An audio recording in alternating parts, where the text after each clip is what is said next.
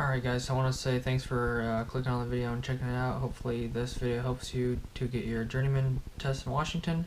So first of all, I want to say, if you haven't already checked out my Oregon video, I know that's kind of like not what you came here for, but I go over a bunch of tips for the Oregon test that may apply to this test, so I don't really want to go over that twice, so I'm sorry. So check out my Oregon Journeyman test tips and what to expect. But basically for the Washington Journeyman test, what you want, definitely your keyword index right here, Tom Henry's.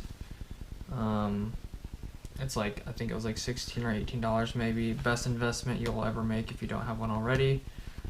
Basically just goes over the keywords, like if you're looking for receptacles, basically open up to the letter R. You got every single like code reference here for receptacles and just anything you can think of.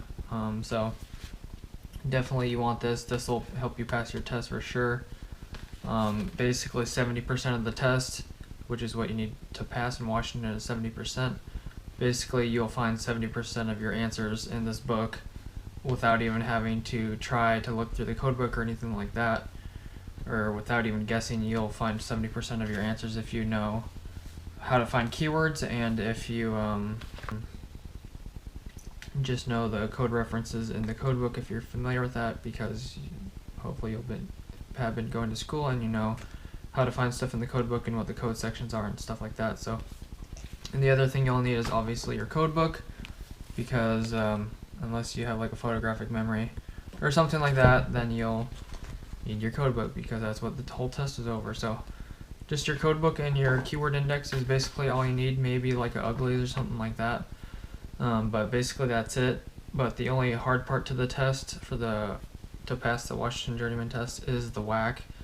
So basically that's another can of worms, but it's a two-part test. So first you'll have like 60 questions for the NEC, and then you'll have like another, I think it's 15 or 20 question WAC.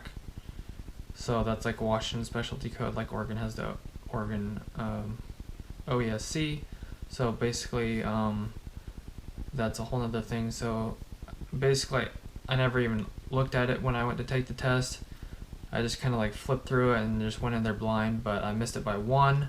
So it's not too bad, but basically you want to be familiar with the WAC rules and law. So you want to definitely look that through and kind of get familiar with it and kind of familiarize yourself where the stuff is at. It's like basically what I have is like a spiral bound book or whatever that my teacher made. It was like, I don't know, it was a big old stack, but part of it is the WAC specialty code and stuff like that. So there's like at least 40 pages or something like that. So just definitely familiarize yourself with that and know how to find stuff in there.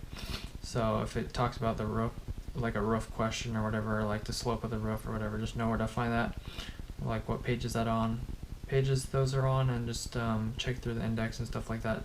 Kind of like with the keyword index, you just want to be able to find the keyword and then go to the page number real quick and get the answer. So that's basically all I have for you guys.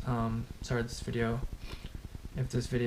if all my subscribers are watching, this video is basically for journeyman or apprentices looking to get their journeyman license in Washington. But I was editing my other video today for way too long and got distracted, so I put that out at 4 o'clock, which left me feeling lazy for the rest of the day. So I have another video planned from Friday for tomorrow, so if you're watching, stick around, and thanks for watching. I appreciate it. God bless.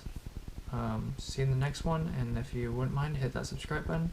I'd definitely appreciate it. See you in the next one. Peace. I don't know what I'm doing with my hand.